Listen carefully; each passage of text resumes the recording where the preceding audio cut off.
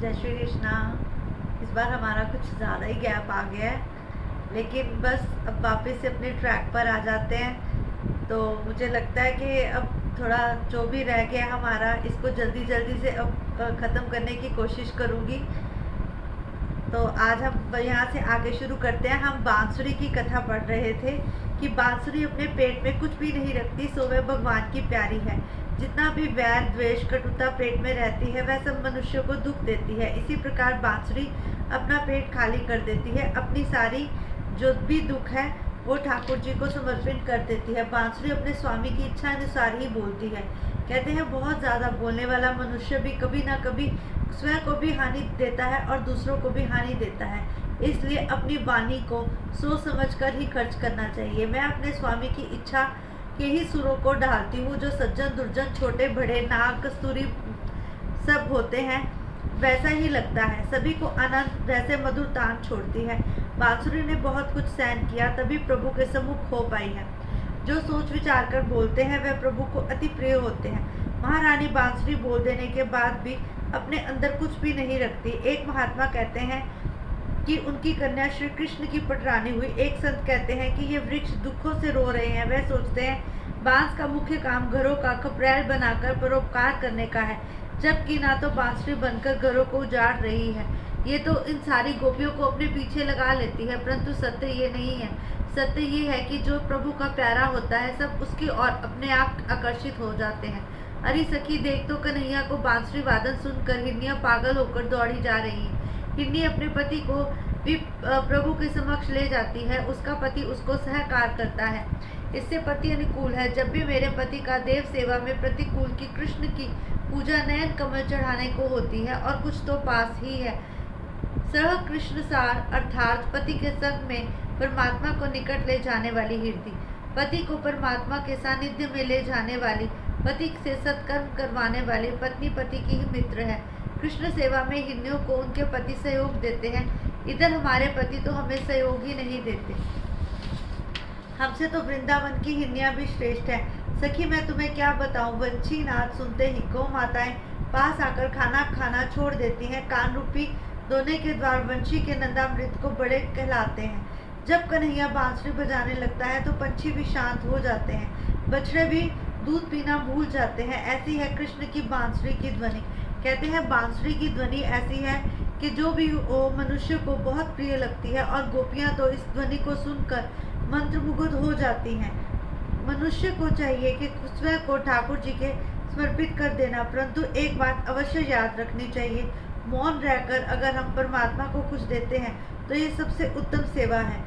लेकिन जो लोग बोलकर परमात्मा को देते हैं, बात बात पर ये कहना कि प्रभु हमारी सुनते नहीं हैं, प्रभु ने हमें देखा नहीं है, वो कहते हैं कि ये ऐसी बातें हमें कभी भी नहीं करनी चाहिए। मेघराज कन्हैया का मित्र है, अतः जहाँ जहाँ कन्हैया जाता है वहीं वहीं छाया करता रहता है। ताप लगते ही जर्जर वर्षा करने लग जाता है।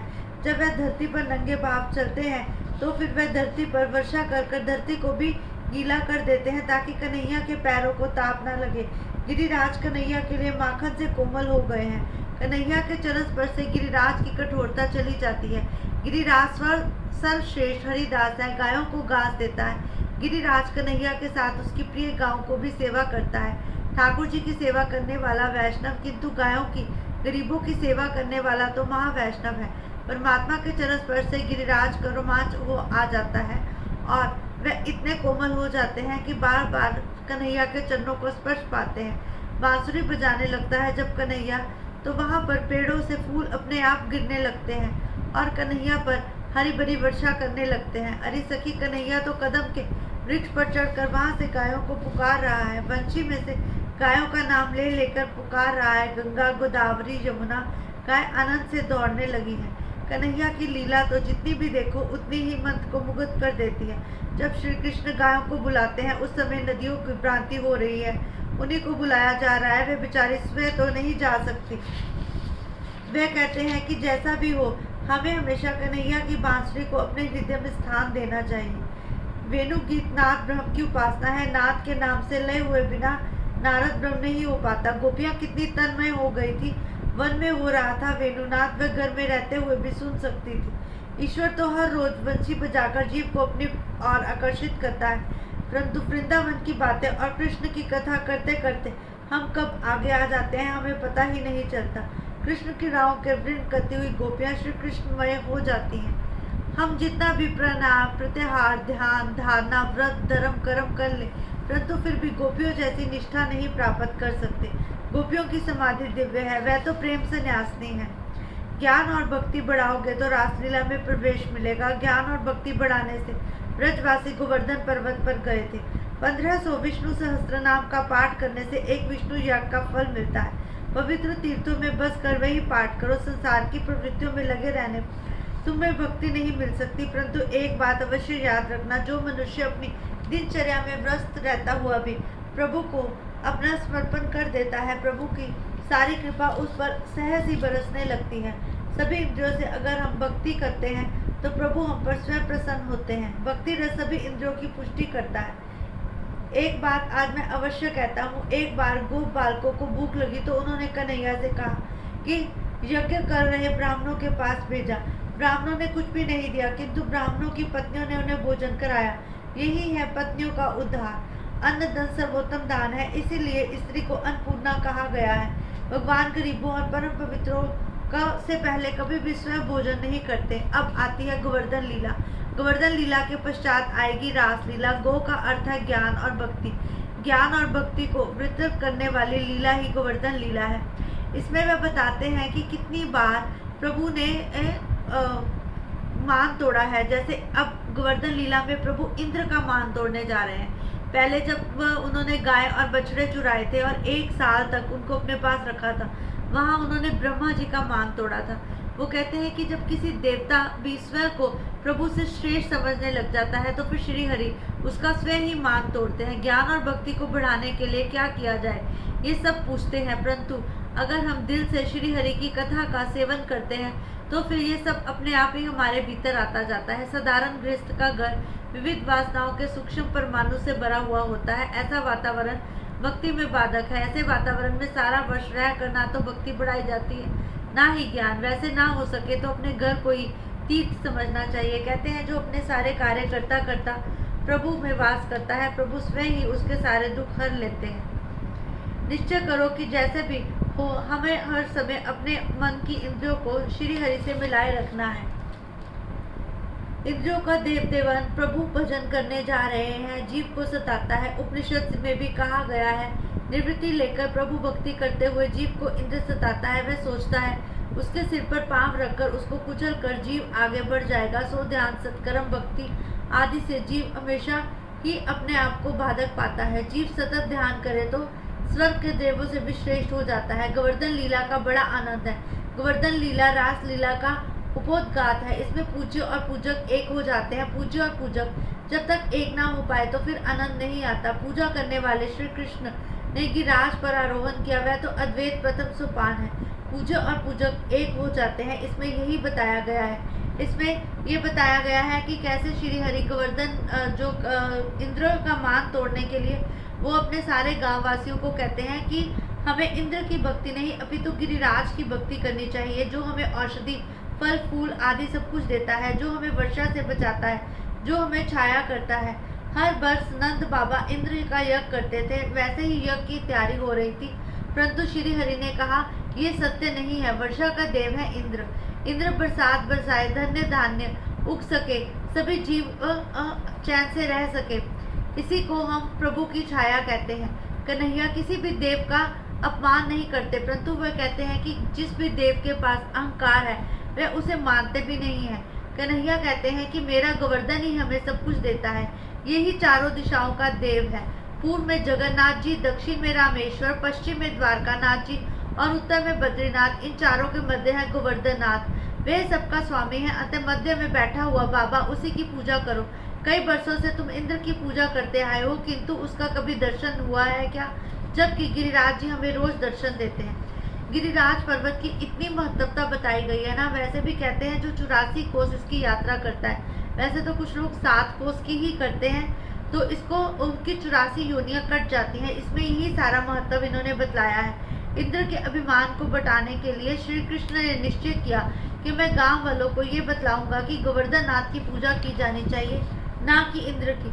कन्हैया बाबा मैं जानता हूँ, तुम चिंता ना करो, गोवर्धन नाथ की पूजा की तैयारी करो। सभी घरों से खाने पीने की वस्तुएं मंगवाई गई, गायों का जुलूस निकाला गया और फिर सारी सामग्री वहां लाकर पर्वत के आगे रख दी गई। नंद बाबा तेरा ठाकुर कैसे भोजन करेगा, मुझे कैसे दिखाई देगा। तब ब्रजवासियों को अत्यंत आनंद हुआ। कन्हैया ने गोवर्धन पूजा के लिए दिवाली का से अगला दिन तय किया। वे सब गाड़ियां भर भर खाद्य सामग्री लेकर अपने घरों से आ गए। वहां ब्राह्मण वेदोच्चार करने लगे। बालक थक गए थे पानी लाते लाते, तो कहने लगे, कन्हैया यमुना जी बड़ी दूर है, अब क्या करें। कन्हैया, अरे मित्रों, मेरा गोवर्धन नाथ बड़ा दयालु है, तुम चिंता मत करो। हे गोवर्धन नाथ, मेरे मित्र थक गए हैं, गंगा यमुना भी तो आप ही के चरणों में है, सो आप प्रकट करिए। तभी वहां से मानसी गंगा का प्रकट हुआ। सभी बालक आनंद से उछलने लगे। नदी आई, नदी आई। कन्हैया ने समझाया कि कोई सामान्य नदी नहीं, गंगा जी ही है। गोवर्धन का अभिषेक पूर्ण हुआ तो श्रृंगार किया गया। ब्रजवासी कहते हैं, अभिषेक दर्शन में हमें बड़ा मजा आता है, ये ठाकुर जी तो देखकर हंस रहा है। ब्रजवासी चंदन लाए तो कन्हैया ने कहा, ठंड की ऋतु है, सो चंदन से तेरे मेरे भगवान को कष्ट होगा। बालकों ने कुमकुम का तिलक करने की सोची। कन्हैया कुमकुम का तिलक कैसे लगा सकते, किंतु अगर कहीं ये नाक में चला गया तो फिर इन्हें छींक आ जाएगी। सेवा पूजा करते समय अगर हम ये सोचे कि मूर्ति में स्वयं परमात्मा वास करते हैं, तो फिर उस मूर्ति में परमात्मा का वास होना निश्चित ही है। तभी बाल गोपाल की बहुत महत्वता बताई गई है। प्रभु भी बड़े आनंद प्रिय हैं। कन्हैया ने अपना स्वरूप नंद बाबा के पास रख दिया और दूसरा गिरिराज के अंदर प्रवेश कर गए। भगवान के 3 स्वरूप हैं, आध्यात्मिक, आदि दैविक और आदि भौतिक। ठाकुर जी ने दही का तिलक किया। दही नाक या मुंह में चली भी जाए तो फिर किसी भी प्रकार का हर्ज नहीं होता। भगवान का एक स्वरूप चतुर्भुज भी है, वह है आदि भौतिक रूप। कन्हैया आज उसी रूप के में सबको दर्शन देने लगे। सब पूछने लगे, अब हमें क्या करना है, भगवान को भोग कैसे लगाएं। तब उन्होंने कहा, तुम चिंता मत करो, ये स्वयं ही मांग मांग कर भोजन खाएंगे। ब्रजवासी, क्या गोवर्धन नाथ भी भूखे होते हैं, क्या सचमुच खाएंगे। कन्हैया, हाँ, मेरे नाथ तो ऐसे ही हैं, तुम ध्यान से इनकी पूजा करो और फिर इसमें तुलसी दल रखो। हे गोवर्धन नाथ, आपको कौन खिला सकता है, आप तो समस्त जगत के अन्नदाता है। ठाकुर जी थाली उठाकर खाने लगे। गो बालक आनंद से नाचने लगे। अब तो वे मांग मांग कर भोजन ग्रहण करने लगे। सभी बोल उठे, कन्हैया के ठाकुर जी तो सचमुच दीपक की ज्योति के समान ही हैं। गोवर्धन नाथ ने भोजन जारी रखा तो गो बालक चिंतित होने लगे। लगता है ये तो आज सारा भोजन ही खा जाएगा, फिर हमें प्रसाद कैसे मिलेगा। कन्हैया, मेरे ठाकुर जी जितना खाएंगे उससे 10 गुना तुम्हें देंगे। इनके पास तो लक्ष्मी जी भी हैं, इसीलिए कृष्ण में हमेशा लक्ष्मी समाई रहती है, श्री हरि में लक्ष्मी समाती है। आज तो कन्हैया सबको इतना आनंदमय कर रहा था, मांग मांग कर भोजन खा रहा था। गो बालक कहते हैं, इतना अच्छा भोजन है, लगता है अब तो मजा ही आ जाएगा। कन्हैया, चाहे जितना खाओ, परंतु एक बात याद रखना, अन्न तो ब्रह्म है, वह तुम्हारा पुण्य भी खाएगा। प्रसाद का अपमान करोगे तो गोवर्धन नाथ क्रोधित हो जाएंगे। अन्न का कभी अनादर ना करो, सो हर कोई उतना ही खाए जितनी की उसको भूख है। सभी ने रात्रि के समय तलहटी में विश्राम किया। इधर नारद जी इंद्र के पास आए। नारायण नारायण, उस गोपाल के बच्चे ने तेरा अपमान किया है। देख, तेरी जगह उसने गोवर्धन नाथ की पूजा करवाई और उसी को भोग लगवाया। मेघों ने भी हाहाकार मचा दिया। कार्तिक मास में इतनी भारी वर्षा कभी नहीं हुई थी। सब भयभीत हो गए। नंद जी भी व्याकुल हो गए। कन्हैया कहने लगा, मेरे प्रभु गोवर्धन नाथ सभी की रक्षा करेंगे, उन पर विश्वास रखो। इस प्रकार कन्हैया ने सबके विश्वास की लाज धरी। परम आश्चर्य हुआ। ब्रजवासी दर्शन की तृप्ति भी नहीं कर पा रहे थे। 7 दिनों तक मूसलाधार वर्षा होती रही। कन्हैया, क्या करेंगे, अब तो हम कैसे ब्रज की रक्षा करेंगे। परंतु कन्हैया ने तो मानो ठान ही रखी थी कि वह पूर्ण ब्रज की रक्षा करेगा। उसने सबको गोवर्धन के नीचे ले लिया और फिर सबकी रक्षा के लिए अपनी बाहें फैला दी। कन्हैया ने अपनी छोटी सी उंगली पर गोवर्धन पर्वत को उठा रखा था। मानो ऐसा प्रतीत हो रहा था जैसे कि पूरे गांव ने ही उस पर्वत को उठा रखा था। हर कोई यही मान रहा था कि वो कन्हैया की सहायता कर रहा था। ऐसा है हमारे कन्हैया का प्रेम, सबको ये एहसास कराता है कि सब कुछ कर रहे हैं, परंतु कब सबका रूप लेकर वह ही स्वयं सब कुछ संभाल लेता है, ये कोई भी नहीं जानता। इसलिए मैं ये कहूँगा कि जो भी श्री हरि को मानता है, जो भी श्री हरि के दर्शन पाना चाहता है, उसे गोवर्धन की पूजा एक बार अवश्य करनी चाहिए। गोवर्धन की पूजा दिवाली के अगले दिन की जाती है। उस दिन कड़ी चावल और खीर का विशेष महत्व बतलाया गया है। वह वंशी बजाने लगा तो गोवर्धन नाथ डोलने लगे। सभी को अतिशय प्रसन्न हुआ।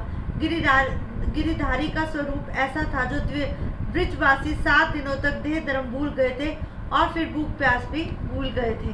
तो बस इसमें आज हमने गोवर्धन नाथ की कथा पढ़ी है कि कैसे उन्होंने ब्रह्मा जी का मान तोड़ा था, फिर इंद्र का मान तोड़ने के लिए उन्होंने ये गोवर्धन लीला रची। कल हम बस इससे आगे चलेंगे। जय श्री कृष्णा।